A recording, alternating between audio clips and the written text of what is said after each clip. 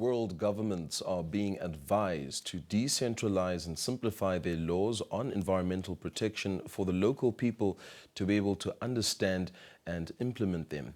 A law lecturer at the University of Stellenbosch, South Africa, Professor Oliver Ruppel, says such laws must also be translated into local languages for the local people to understand much better and to implement them in their immediate environment without the need for external help.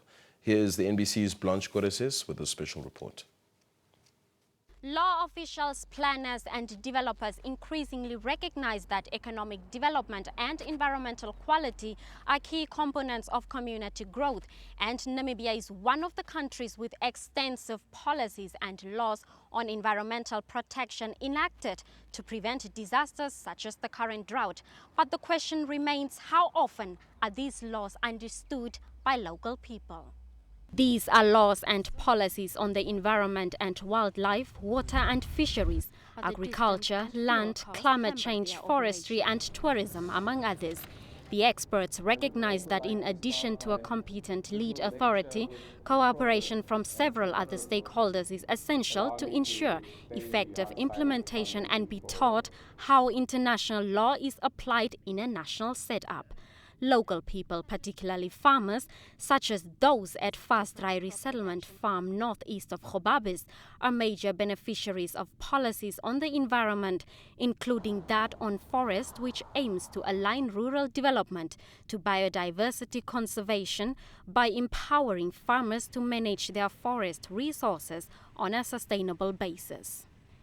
The rural people are the custodians of the environment, and for that matter, they must be informed of how they can contribute to this concept, which may seem foreign,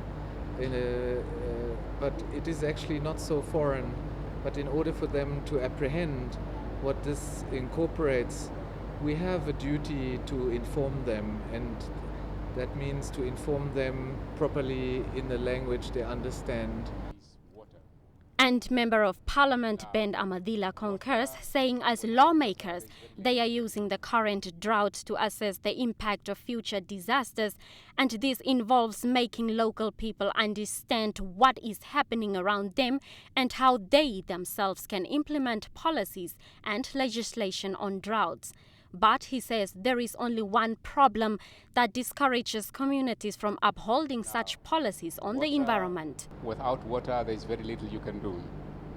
And some areas do have water, but the water is brackish.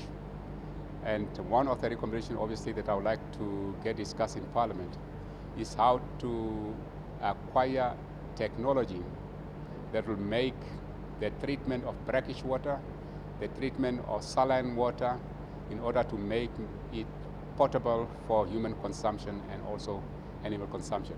That is one of the critical issues that I think is very, very important.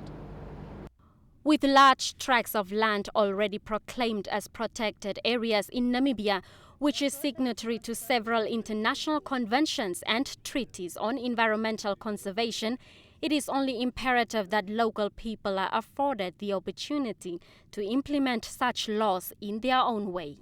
Blanche Goreses, NBC News, Windhoek.